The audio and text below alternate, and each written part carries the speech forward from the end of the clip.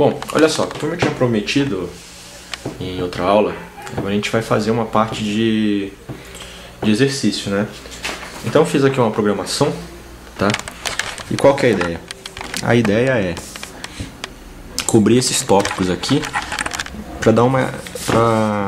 é como se fosse uma... não é bem macetes, mas um jeito de ensinar como é que você monta a estrutura das forças aqui, tá? Então eu acho bem interessante isso aqui, né? Então a gente vai seguir essa linha aqui de raciocínio, esse tipo de problemas, tá? Que é para dar uma ideia bem legal para vocês aprenderem a montar as forças, as resultantes, tá? O que eu vou fazer? Eu vou pegar a estrutura do problema e vou colocar as forças lá. Daí depois cada um desenvolve, tá? Mas o pontapé inicial eu vou dar aqui. Eu coloquei aqui, no vídeo anterior eu tinha colocado até uma aranha fake, né? Mas eu lembrei que tem mais algumas coisas. Tem o problema do elevador, da esfera lisa e da força elástica, tá bom? Então vamos seguir aqui, né? O problema dos blocos em contato, tá? Isso aqui não são problemas imediatos, que geralmente são os primeiros exercícios que você vê nos livros de física. Problema dos blocos em contato, tá? Então vamos lá. Imagina que você tem o seguinte, tá? Você tem um bloco A, um bloco B e um bloco C. E você está aplicando uma força sobre eles, certo? Está aplicando uma força sobre eles. Aí ele pergunta qual que vai ser a aceleração desse bloco, né? Então como é que você vai montar esse problema? Primeiro, pega cada bloco separadamente e você faz o diagrama de força para cada um. Bloco A, né? Então você vai ter... O que acontece aqui no bloco A? Ele está recebendo a força de aplicação, né? E aí ele produz uma reação no B. Produz uma ação no B. E o B produz uma reação em A. Então, força de B em A. Como é que você monta? Então, a resultante aqui, desconsiderando o peso, né? Você vai ter força, né? Se a força está movendo os caras para o outro lado, então vai ser força FB M de A vezes a aceleração. Por que eu coloquei só aceleração de A? Podia colocar, mas como os blocos se movem junto, então eles vão ter a mesma aceleração. Então eu coloco A só para eles. Imagina agora que a gente tem uma força de atrito em cada bloco, né? Então a força de atrito vai estar bem aqui, ó. Então a gente chama de FAT. Com isso, você fica aqui. A resultante das forças é força menos FB menos FA menos FAT. MA, né? Então você pode escrever, como ele está na horizontal, ele tem um peso que atua bem aqui no centro de massa dele, e isso causa uma força normal aqui. Então a força F B menos A menos μ, peso minhas, tá? Então é assim, para o bloco B é a mesma coisa. O que acontece?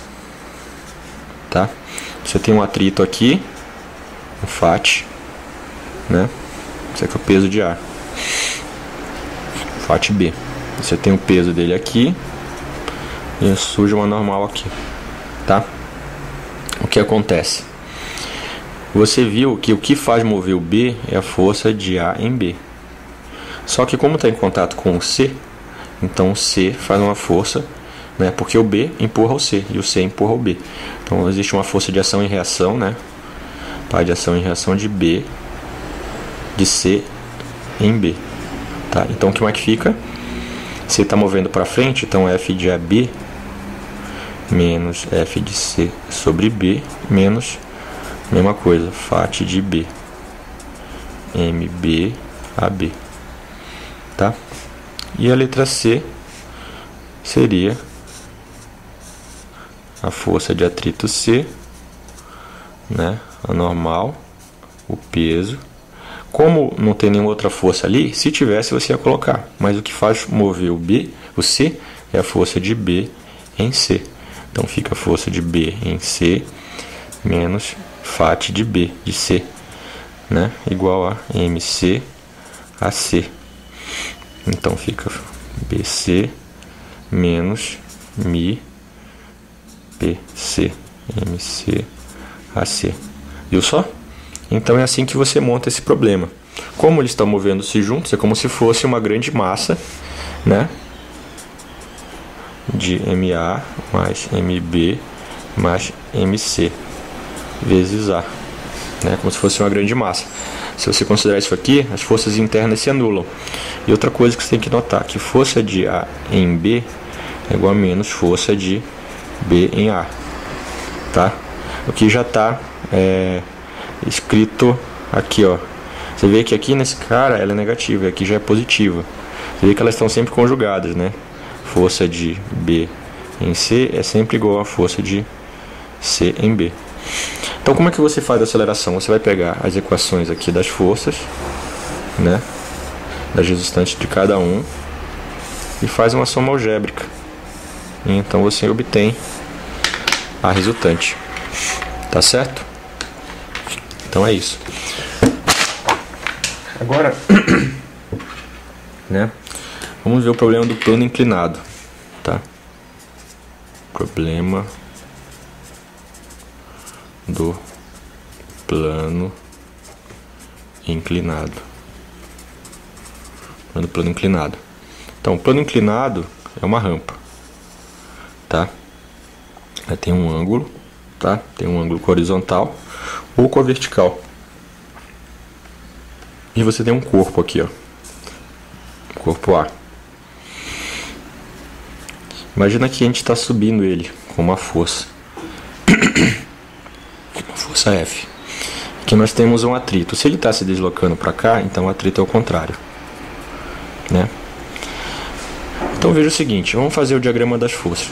Você vê pelo seu conhecimento do cotidiano que esse cara vai tender a cair, né? Então vamos fazer o diagrama das forças dele. Então a gente coloca ele aqui no ângulo certo. Vamos colocar as forças que atuam sobre ele. A força, você tem o peso e você tem o Φ aqui, ó, né? Quando você tiver um plano inclinado, o interessante é você criar um sistema de coordenadas cartesianas bem em cima do bloco, né, que está sendo aplicado as forças. Esse aqui é o Y, esse aqui é o X. E você pode decompor as forças, né, numa componente horizontal, como é o caso do peso aqui, e uma componente vertical, né? Se você verificar, se isso aqui tem a mesma inclinação do plano inclinado, isso aqui, ó, forma um triângulo retângulo, esse ponto, esse e esse. Então aqui vai ser 90 menos alfa. Se isso aqui é um plano cartesiano, né? Então aqui é 90 graus entre PY e PX. Se aqui é 90 menos alfa, aqui só pode ser alfa, né? Então você vê que você pode encontrar a força normal, que é a reação do peso sobre o peso. Na verdade, o que está causando a reação normal é a componente vertical dele, ou seja, que é perpendicular ao plano. Então lembre-se, né, que a normal é a força perpendicular ao plano. E quem que está fazendo a força perpendicular ao plano, hein? É o PY, né? Então, é igual a PY. Então a força é mg cosseno de alfa, né? mg é o peso. Então vamos fazer aqui a somatória das forças no eixo X. Por que eu estou fazendo a somatória das forças do eixo X? Porque o movimento está aqui. Você vê que ela não se desloca na vertical. Então se ela não se desloca na vertical, né, então não tem movimento. Por isso que eu falei que a normal é igual ao peso. Se estivesse se movendo, isso aqui não seria igual. Seria uma resultante que daria uma aceleração, tá? Então veja, você vai ter, se está subindo, força menos o Px, porque veja, o Px, a componente X, é que faz com que a massa A desça, né? Então é essa aqui. Na verdade, o que a gente está fazendo agora é fazendo uma somatória das forças no eixo X, tá? Menos Px menos Φ, ok? Então isso aqui vai dar uma massa vezes a aceleração. Essa aceleração é a aceleração com que realmente ele vai subir ou vai descer, tá? Só que Px é igual a que? Massa, que é o peso, vezes o seno de alfa, tá? Então veja, força menos seno de alfa menos mi normal. Só que o normal a gente viu que é mg cosseno de alfa, que é igual a aceleração. Então pronto, aí você tem o problema do plano inclinado, tá? Eu não coloquei aqui, mas existe... Não coloquei, mas eu não vou colocar agora, porque eu vou passar para outro vídeo.